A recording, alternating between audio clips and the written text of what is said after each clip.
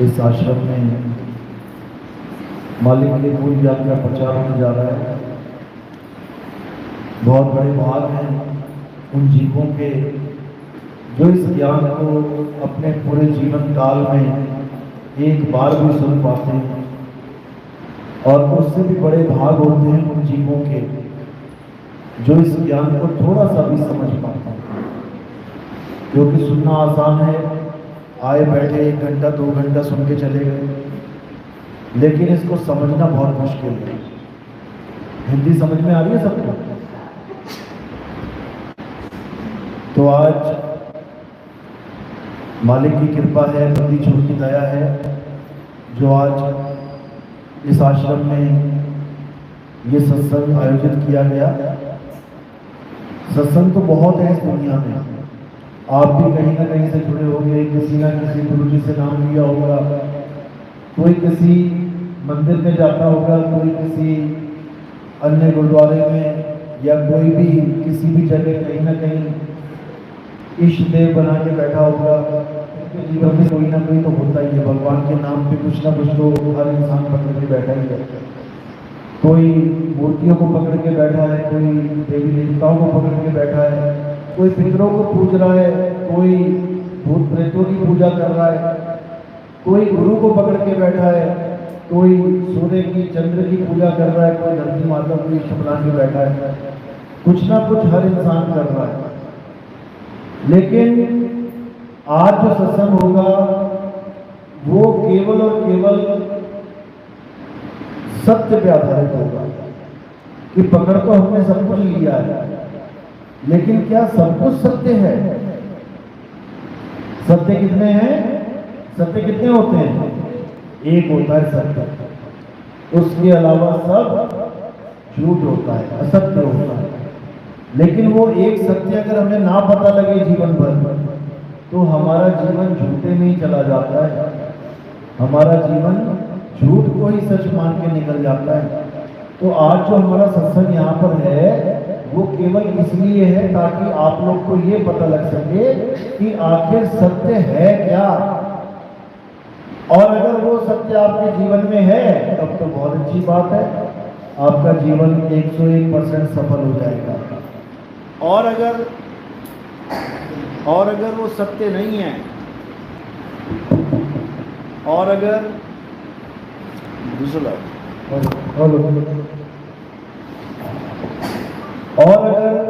वो सत्य आपके जीवन में नहीं है, तो समझ लो कि जीवन बेकार हो जाएगा, बर्बाद हो जाएगा।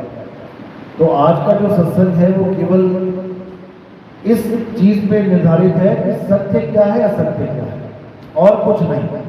राम जी, हनुमान जी, श्याम जी, बाबा नानक जी, कबीर जी, रविदास जी, मीराबाई जी, हिंदू, मुस्लिम, सिख, ईसाई, ये सब तो सुनते आ रहे हैं आप लोग। पूरे जीवन हो गया, पूरा जीवन बीत गया, यही कुछ सुनते आ रहे हैं। हिंदू है, वो सिख है, वो मुसलमान है, ये ईसाई है, वो जगन्नाथ जी का पुजारी है, वो राम जी का पुजारी है, वो हनुमान जी की पूजा करता है, वो इसका है, वो उसका है, सब सुनते आ रहे हैं।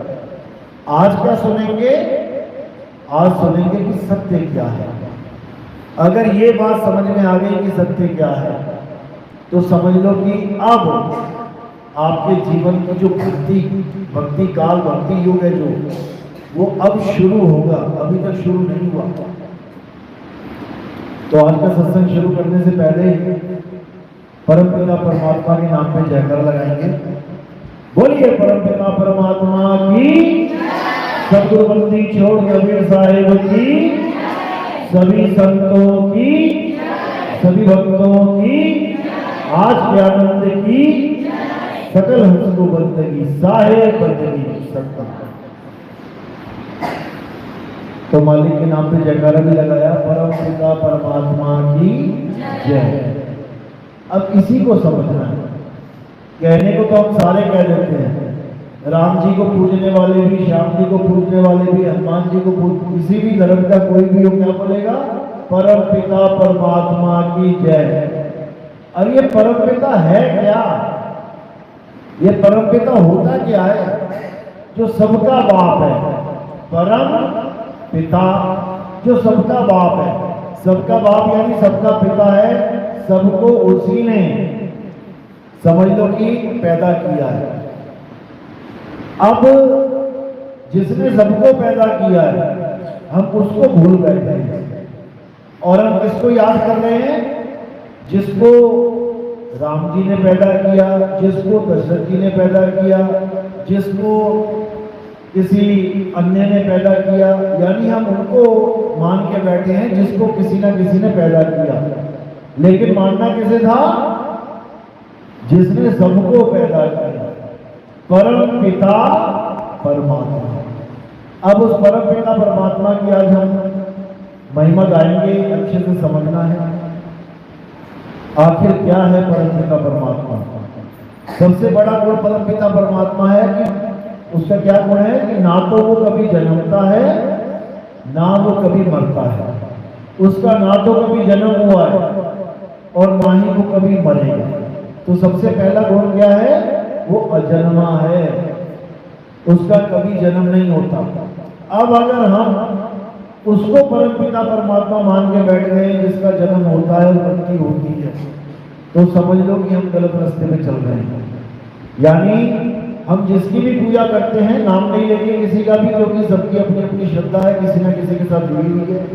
अगर आपको उसका डेट ऑफ बर्थ यानी जन्म होने का दिन या जन्म होने का समय या किसके द्वारा वो पैदा हुआ है ये पता है और वो कब इस दुनिया को छोड़ के गया यानी उसके शरीर का अंत हो गया ये पता है, इसका मतलब वो परमपिता परमात्मा नहीं है। क्यों नहीं है? क्योंकि उसका जन्म भी हो गया, उसकी मृत्यु भी हो गई, फिर वो परमपिता कैसे हुआ? क्योंकि जिसका जन्म हुआ है किसी ना किसी कारण से ही हुआ होगा, यानी उसका भी कोई बाप है। तो परम पिता परमात्मा का जो बाप है वो कोई भी नहीं है, वो सभी का बाप है। पहले तो इसको दिमाग में डाल लो। अब जो परम पिता परमात्मा है वो तब भी था जब ये सृष्टि नहीं बनी थी और वो तब भी रहेगा जब ये सृष्टि खत्म हो जाएगी।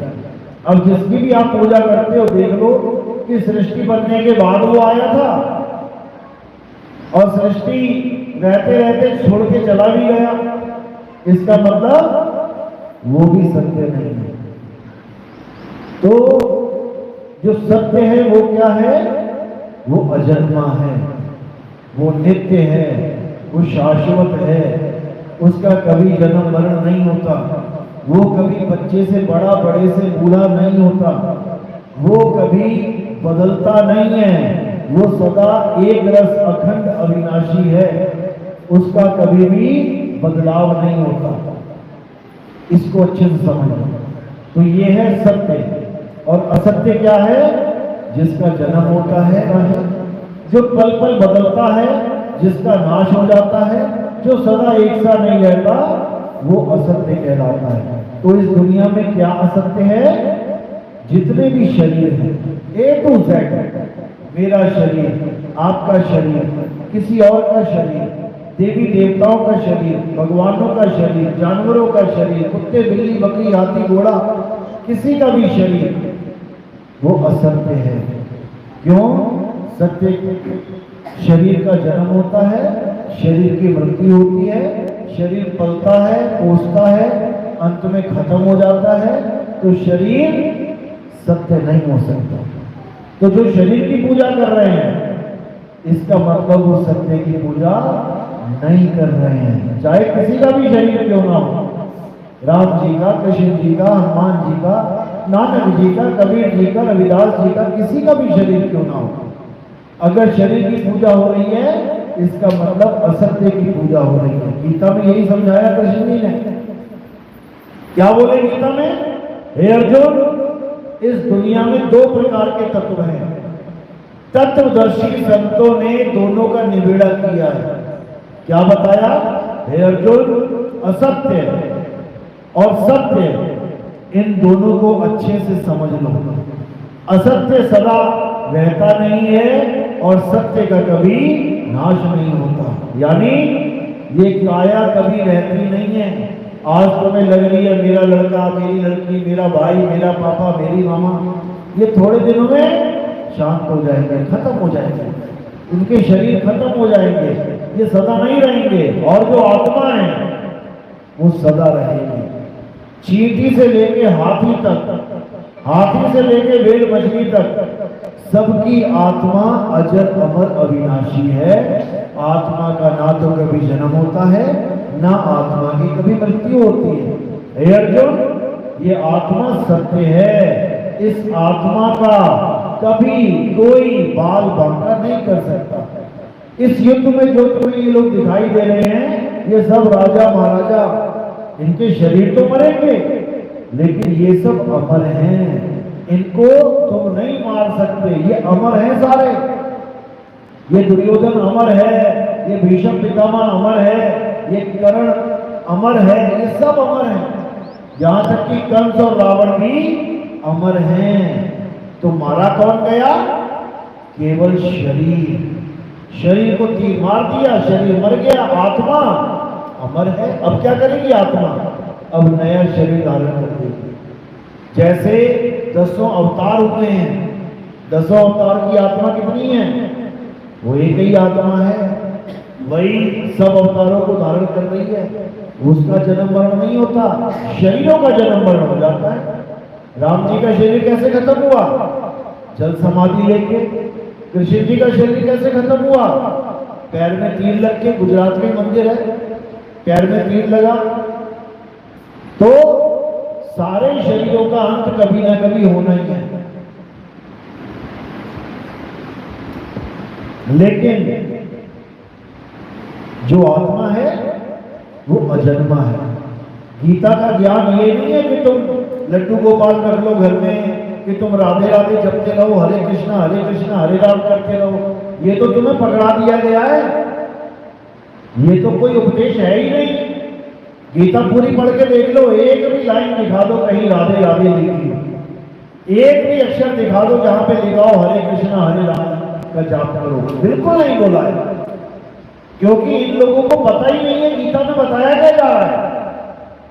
अगर तुमने गीता अच्छे से समझ ली ना, ये सारे जाप वाप, ये सारे मारे, ये सारे लड्डू गोपाल जो ले लेके घूम रहे हैं, ये सब खत्म हो जाएगा। कहाँ किस्सा?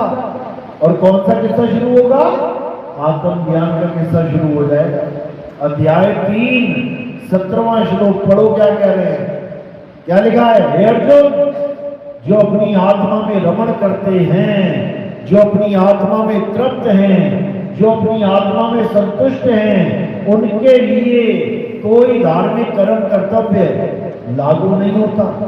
वो सारी उम्र मंदिर ना जाए, वो सारी उम्र एक बार भी हरे राधा हरे कृष्णा ना जपे, वो सारी उम्र एक बार भी राम राम ना करे, वो सारी उम्र एक भी शिवलिंग को जल न चढ़ाए, वो सारी उम्र कभी मंदिर ना जाए, तब भी वो सबसे बड़ा धार्मिक कहलाएगा। उससे बड़ा ज्ञानी, उससे बड़ा धार्मिक इस दुनिया में कोई नहीं। कौन? जो अपनी आत्मा में रमण करते हैं। अध्याय 3 17वां श्लोक पढ़ लेना, नेट पे सर्च कर लेना। आजकल इंटरनेट का जमाना है, गीता पढ़ी होगी तो अध्याय 3 17वां श्लोक पढ़ लेना। ये गीता का सार है, यानी पूरी गीता एक तरफ और केवल ये अध्याय का ये श्लोक एक तरफ, यानी तुम्हें पता लग जाए कि पूरी गीता बोली क्यों जा रही है। कारण क्या है? केवल एक श्लोक समझाने के लिए। क्या है वो?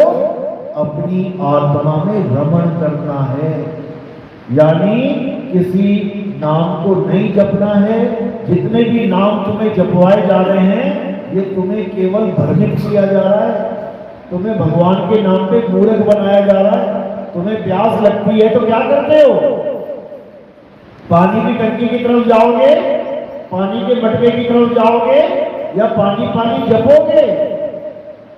रात में प्यास लगी तो क्या करोगे? उठ के बैठ के पानी पानी जपना शुरू कर दोगे, पानी पानी पानी पानी। कभी नहीं, ये करना ही नहीं है। ये तो तुम्हें बिल्कुल पथ भ्रष्ट कर दिया। जो काम करना था, जो गीता बता रही है, वो तो करवाया नहीं, और केवल राधे राधे राम राम हरे कृष्णा हरे राम में उलझा के रख दिया। सारी उम्र जपते रह जाओगे, तब भी तुम्हें आत्मा का ज्ञान होने वाला नहीं है। क्यों? क्योंकि कृष्ण जी ने बिल्कुल साफ स्पष्ट बोला कि हे अर्जुन, आत्मा का ज्ञान तुम्हें केवल तभी प्राप्त हो सकता है जब तुम आत्म ज्ञानी गुरु की शरण में जाओगे। कहां लिखा है ये? अध्याय 4 34वां श्लोक पढ़ो। क्या लिखा है? ये नहीं लिखा तुम मंदिर जाओ लोटा उठा के सुबह सुबह जल चढ़ाओ वहां पे।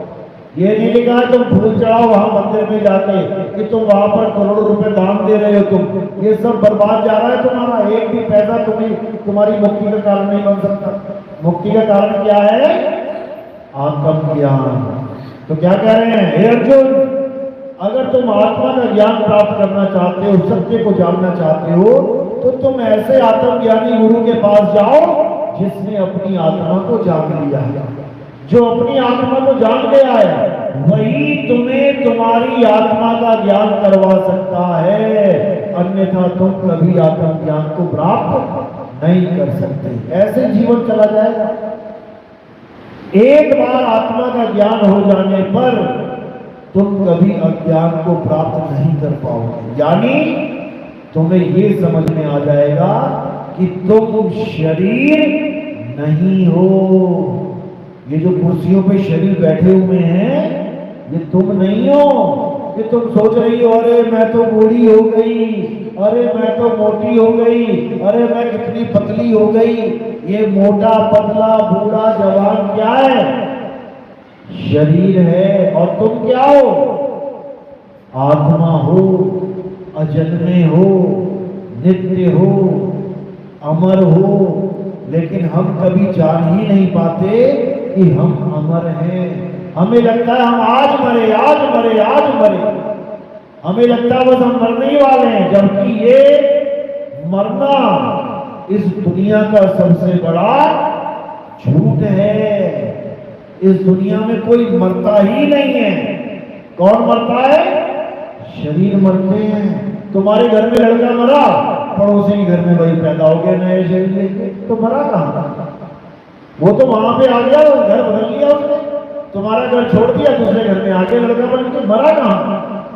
मर गया होता तो खेल खत्म हो गया होता।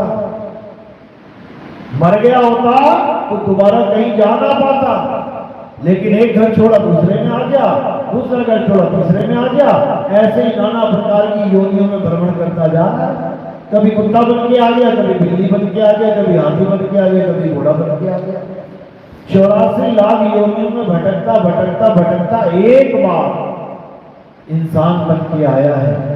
अगर इस इंसान योनि में आकर भी आत्मा ने ज्ञान को नहीं जान पाया तो कहते धिक्कार है उस जीवन पे, धिक्कार है। क्यों? कुत्ता बिल्ली हाथी घोड़ा तो आत्मज्ञान प्राप्त कर नहीं सकते। कुत्ता बिल्ली हाथी घोड़ा तो गुरु धारण कर नहीं सकते। इंसान बन के भी गुरु धारण नहीं किया किसी ने, तो धिक्कार है उसके ऊपर। क्यों? क्योंकि जिन भगवानों की वो पूजा कर रहा है वो भगवान खुद गुरु धारण करके बैठे हुए हैं। क्या राम जी ने गुरु धारण नहीं किया? क्या कृष्ण जी ने गुरु धारण नहीं किया? राम जी के गुरु वशिष्ठ जी हुए हैं, कृष्ण जी के गुरु संदीपन जी हुए हैं। वो भगवान उन्हें गुरु धारण कर रहे हैं ज्ञान प्राप्त करने के लिए। और एक इंसान क्या सोच रहा है कि मैं तो पत्थर पूज लिया, अब मुझे गुरु की क्या जरूरत है? अरे पत्थर पूजने से भगवान नहीं मिलते। भगवान पत्थर नहीं है। राम जी पत्थर के थे क्या? या कृष्ण जी पत्थर के थे? अहिल्या तो सुनी थी हमने पत्थर की बन गई थी बेचारी, और बेचारी लगाना पड़ रहा उसके साथ। क्यों? बेचारी श्राप लगता है तो पत्थर का बनता है इंसान। श्राप लग गया था, पत्थर की बन गई। भगवान ने पैर लगाया, श्राप खत्म हो गया, इंसान बन गई। तो भगवान वो होता है जो पत्थर को पैर लगा के इंसान बना दे, और इंसान वो होता है जो भगवान को ही पत्थर बना दे। बना दिया कि नहीं बना दिया? गांव गांव में, शहर शहर में इस इंसान ने भगवान को पत्थर बना के रखा हुआ है। अब वही नहला रहा है, धुला रहा है। किसको नहलाते धुला? या तो किसी बच्चे को नहलाते हैं जो खुद भी नहा सकता, या जिसको लकवा मार गया उसको नहलाते धुलाते हैं बेचारे को। यहाँ तो भगवान को भी खुद ही नहला रहा है, खुद ही धुला रहा है, खुद ही कपड़े पहना रहा है। बताओ क्या नादान इंसान बना बैठा है। जबकि भगवान कौन है? जिसकी ताकत के बिना एक पत्ता नहीं हिल सकता, जिसकी ताकत के बिना एक पत्ता नहीं हिल सकता, तुमने उसको ही बिना हिलने वाला भगवान बना दिया। पड़ा हुआ एक जगह पत्थर, उसको भगवान मान रहे हो। हल्के सा गिर जाए, खुद नहीं उठ सकता वो, उसको भगवान मान रहे हो। जो गिर के खुद ना उठ पाए उसको भगवान मान रहे हो, तो कैसे कल्याण होगा? कभी कल्याण होने वाला नहीं है। तो भगवान कौन है? भगवान वो है जिसकी वजह से तुम हिल रहे हो, डुल रहे हो। ये आत्मा को जानो, ये आत्मा में ही परमात्मा का वास है। भगवान आत्मा ही है, लेकिन उसको कोई जान नहीं पा रहा है, इसलिए पत्थरों को, पीपल को, पौधों को भगवान मान के बैठ गया है। सांप की पूजा करते हुए लगा है, चूहे को लड्डू खिला रहा है, चूहे को गणेश जी के साथ, लेकिन पत्थरों की पूजा कर रहा है। सांप को पत्थर के सांप की पूजा कर रहा है, और जब असली सांप घर में आ जाता है तो क्या होता है? तो लाठी मार रहा है, सिर फोड़ रहा है उसका। पत्थर का चूहा होता है, लड्डू खिलाता है, गणेश जी के साथ उसके मुंह में लड्डू लगा दिया। और जब असली चूहा घर में आ जाता है तो जहर वाला लड्डू लगा के दे देता है उसको मारने के लिए। पत्थर का नंदी होता है तो कान में उसकी अपनी ख्वाहिशें बता रहा है, और वही असली नंदी खेत में घुस जाए तुम्हारे गेहूं खाने के लिए, मार मार के लट उसको भगाते हैं। यानी हर जगह केवल पत्थर को भगवान और जीवित आत्मा को कुछ भी नहीं समझा जा रहा, हर जगह रख के खा रहे।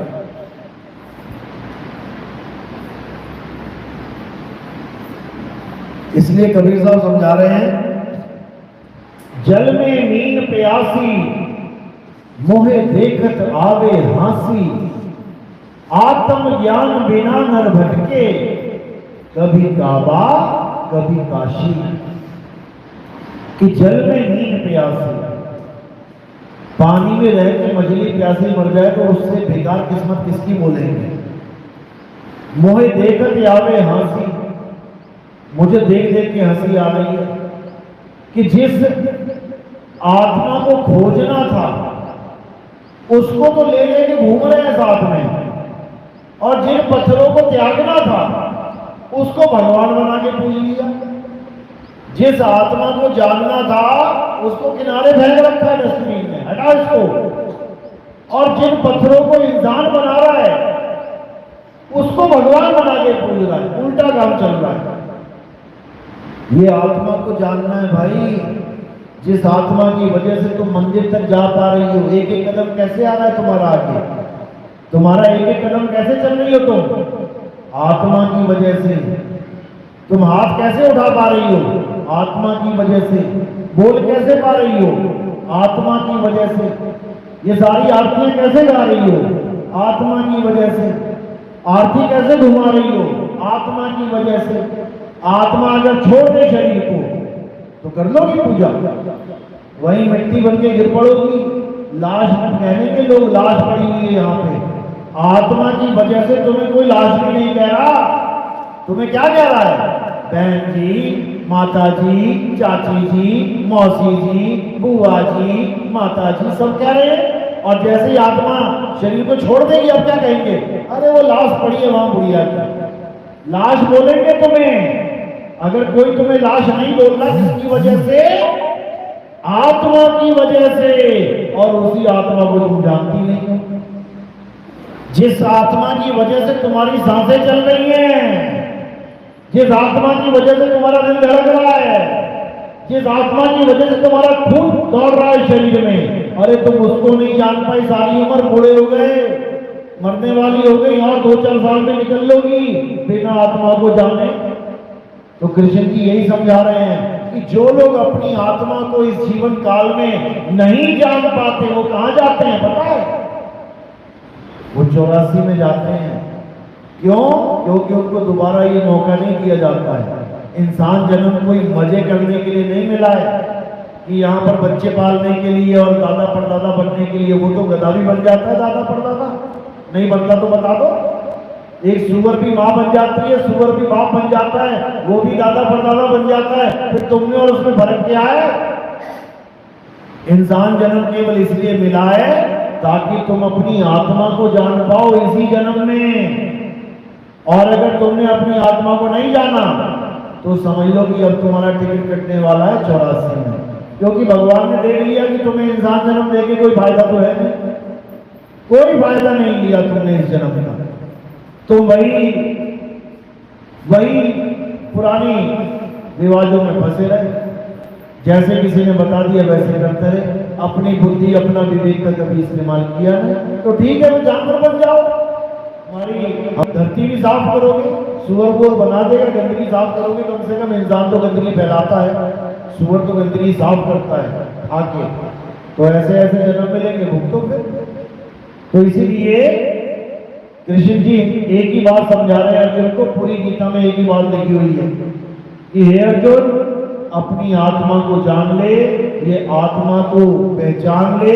इस आत्मा को ना तो कोई शस्त्र काट सकता है, ना इसे अग्नि जला सकती है, ना वायु इसे सुखा सकती है, ना जल इसे भिगो सकता है।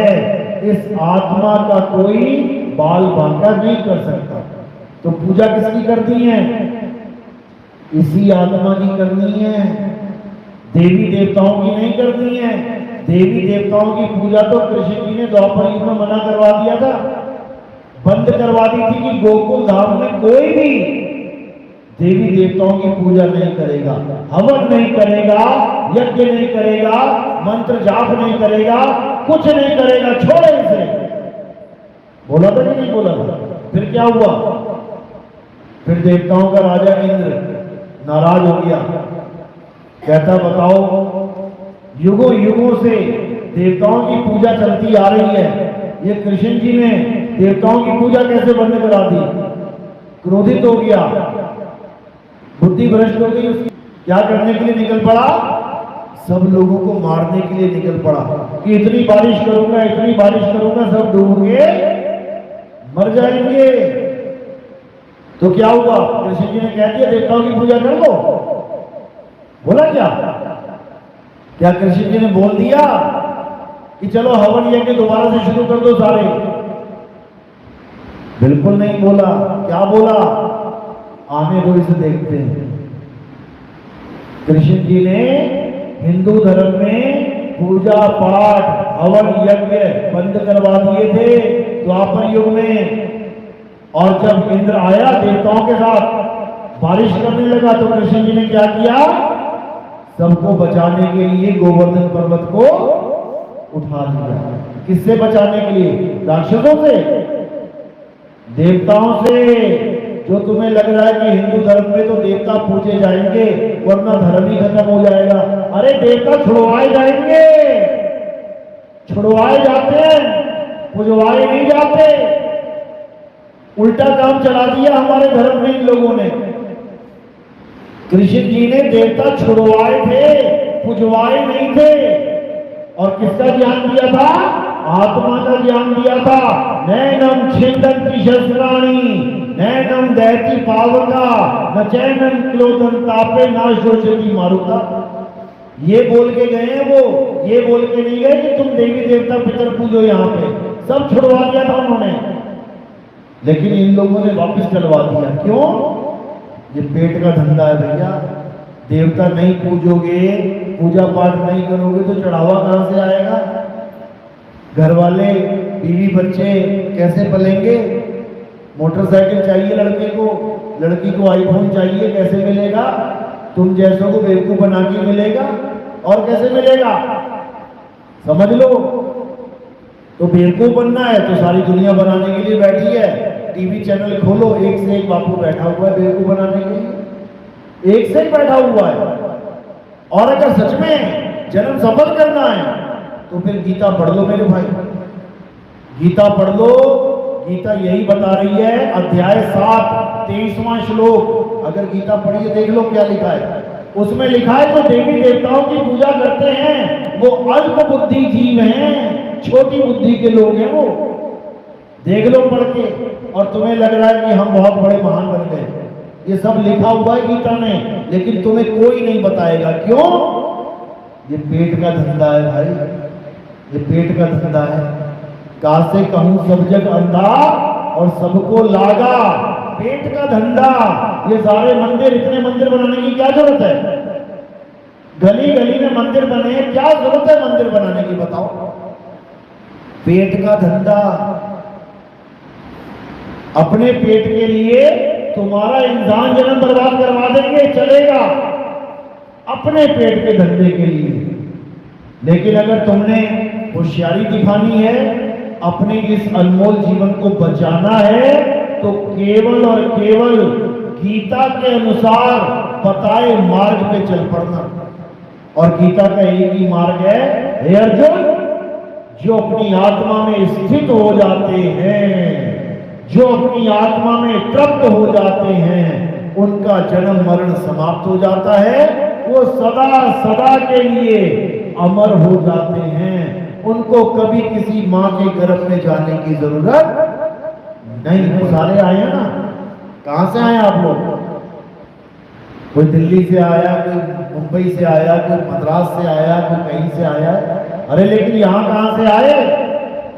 मां के गर्भ से आए हैं। सबके सब एक ही एड्रेस है सबका। किसी को भी पूछ लेना कहां से आया, मां के गर्भ से आया है, सबका एक ही एड्रेस है। अब जाएगा कहां? कहां जाओगे मरने के बाद? कहां जाओगे? जहां से आए हो ना वहीं जाने की तैयारी हो रही है। दोबारा फिर किसी मां के गर्भ में लटक के ये मार्केट में घूमते फिरोगे, समझ लो। किसी ना किसी मां के गर्भ में लटकना ही पड़ेगा।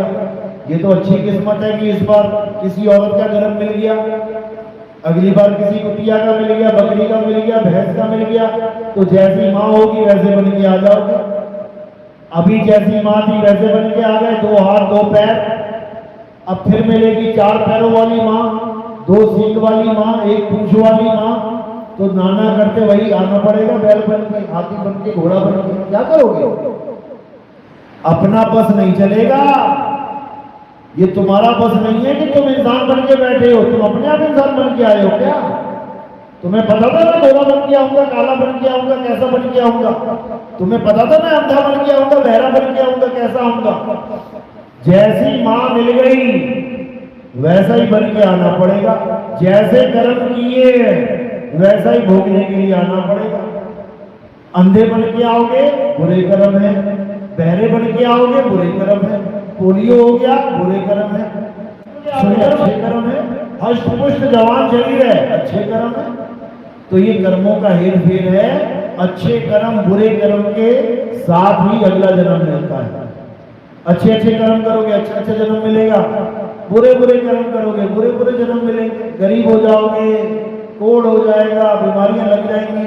बच्चा पैदा ही होते ही दिल में छेद है, बच्चा पैदा ही होते कैंसर हो गया, बच्चा पैदा ही हो रहा है, किडनियां फेल हो जा रही हैं।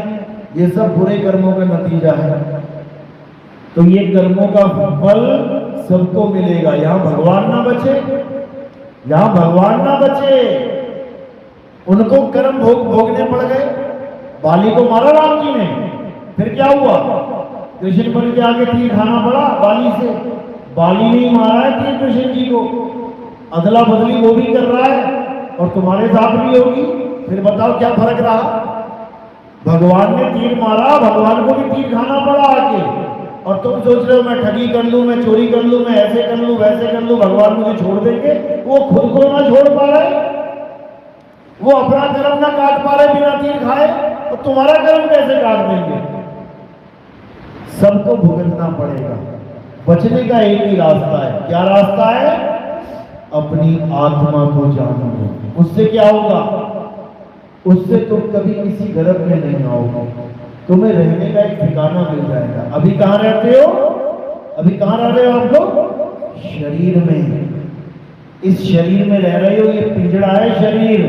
इस पिंजड़े में एक तोता बैठा हुआ है जो दिन रात बोल रहा है, दिन रात। देखो कभी भी कुछ भी बोल देता है।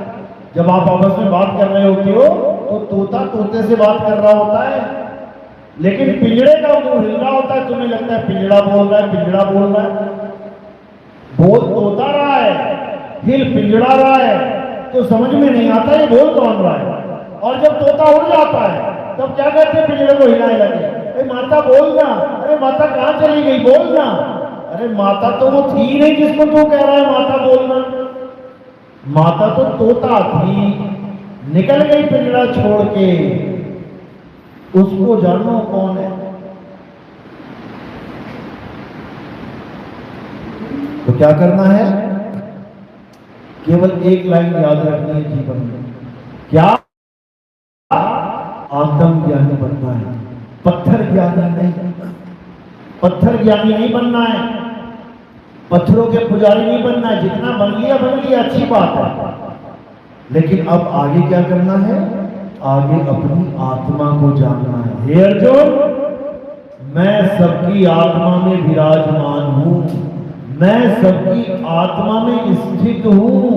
अगर कोई मुझे पाना चाहता है तो वो अपनी आत्मा को ढूंढ ले। अगर उसने अपनी आत्मा को ढूंढ लिया तो समझ लो कि उसने मुझे ढूंढ लिया। इसके अलावा और कोई ज्ञान इस संसार में नहीं है, बाकी सब अज्ञान ही है। तो साहिब समझा रहे हैं, अरे मोको कहां ढूंढे रे बंदे, मैं तो तेरे पास में। अगर आपको लकवा मार गया, बिस्तर पे पड़ी हो, अब कोई मंदिर मस्जिद गुरुद्वारा कहीं नहीं जा सकती, पड़ी हुई हो, माला भी नहीं फेर सकती हाथ में कि राम राम ही कर ले, पड़ी हुई हो। अब क्या करोगे, छूट गया सारा पूजा पाठ। अब क्या करोगी बताओ। अभी कोई कहे छोड़ दो पूजा पाठ, ना मैं तो ना छोड़ती, और जब पड़ गई बिस्तर पे, अब बता, जा जरा पूजा, जा जरा घंटी बजा जाके, अब तो ना बजा पाएगी। अब क्या करेगी, कुछ तो करेगी, कुछ तो करेगी। तो क्या करना है, अपनी आत्मा को जानना है। बस अपनी आत्मा को जान लिया तो समझ लो परमात्मा को जान लिया। आत्मा में ही परमात्मा का वास है, दूध में ही घी का वास है। दूध तुम्हारा 50 क्विंटल घर में पड़ा है और तुम घी को ढूंढने के लिए वन वन में भटक रहे हो, जंगल जंगल में भटक रहे हो, तो तुमसे बड़ा मूर्ख इस दुनिया में कोई नहीं।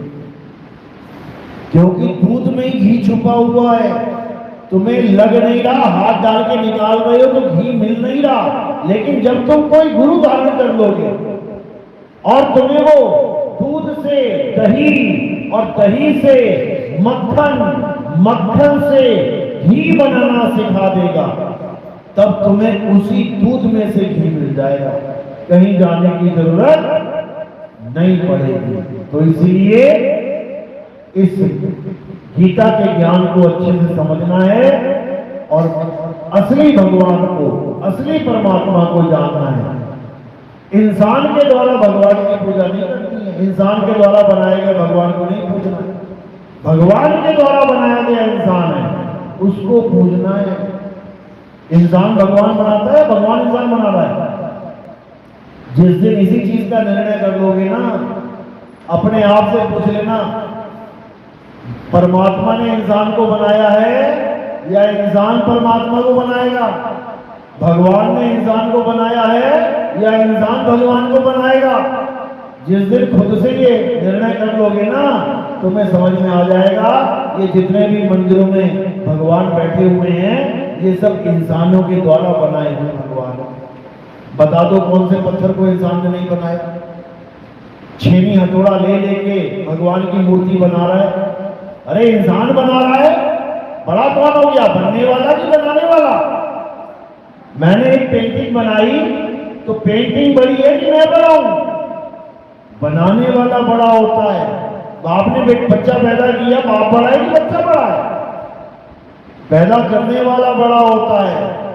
लेकिन हमें छोटी बुद्धि के कारण ये समझ में नहीं आता। लेकिन मालिक की दया हो जाए और विवेक जग जाए तो ये बात समझ में आ जाती है कि इंसान को भगवान ने बनाया है, ना कि भगवान ने इंसान ने भगवान को बनाया है।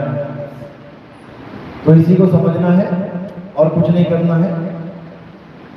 तो मालिक समझा रहे हैं, जब लग ना छीनोगे आत्म तब लग ना मिली है परमात्मा।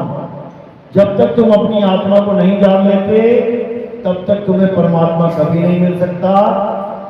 जब तक आत्म ज्ञान में नहीं आ जाते तब तक परमात्मा का भेद कभी नहीं समझ पाओगे, और उसके बाद नाना प्रकार के जन्म मरण में धक्के खाओगे। बचने का एक ही रास्ता है कि आत्मज्ञानी गुरु की शरण में आके आत्मा का भेद अच्छे से प्राप्त करके कि क्या होती है आत्मा, कैसे चल रहा है ये शरीर, कैसे मेरी उंगलियां हिल रही हैं, कौन हिला रहा है इसको, ये पंखा चल रहा है कैसे चल रहा है, करंट की वजह से। अब करंट को जानोगे तब समझ में आएगा कि एक ही करंट है, सारी दुनिया के पंखों को चला रहा है। पंखे नहीं पूजने हैं, करंट को जानना है। करंट नहीं है तो पंखा खड़ा हुआ है, हिल नहीं सकता, चल नहीं सकता, लेकिन करंट आ गया तो सारे संसार के पंखों को चला देगा। इसी प्रकार आत्मा है तो सारे शरीर चल रहे हैं, और आत्मा जब नहीं है, शरीर को छोड़ दिया, पड़ा हुआ है मिट्टी, कोई पूछने वाला नहीं है। उठा के या तो दफना देंगे तुम्हें या आग में डाल देंगे चिता में, तो बचे हुए हो केवल और केवल आत्मा की वजह से। चलो, मेरी बात समझ में आ रही है? किस किस के समझ में आ रही है? हाथ खड़ा करो जरा। थोड़ी बहुत तो आ रही होगी, बहुत अच्छी बात है। जिसके नहीं आ रही है वो हमारे सत्संग YouTube चैनल पे सुन सकते हैं। कहत कबीर सुनो भाई साधो नितिन दास, जब आप ये सर्च करेंगे तो आ जाएगा, या फिर आप लिखेंगे नितिन दास के सत्संग, तो आपको ये सत्संग और गहराई से समझ में आएंगे। संतों की वाणियों के द्वारा, कृष्ण जी की गीता के द्वारा, गुरु ग्रंथ साहब के द्वारा, अन्य अन्य संतों की वाणियों के द्वारा, मीराबाई के द्वारा, रविदास जी महाराज के द्वारा, बहुत से संतों की वाणियों के द्वारा आपको समझ में आएगा कि आखिर कर्मदास का सत्संग नहीं समाप्त करते हैं। बोलिए परमात्मा की सदा ही जय हो। साहिब की सत्ता।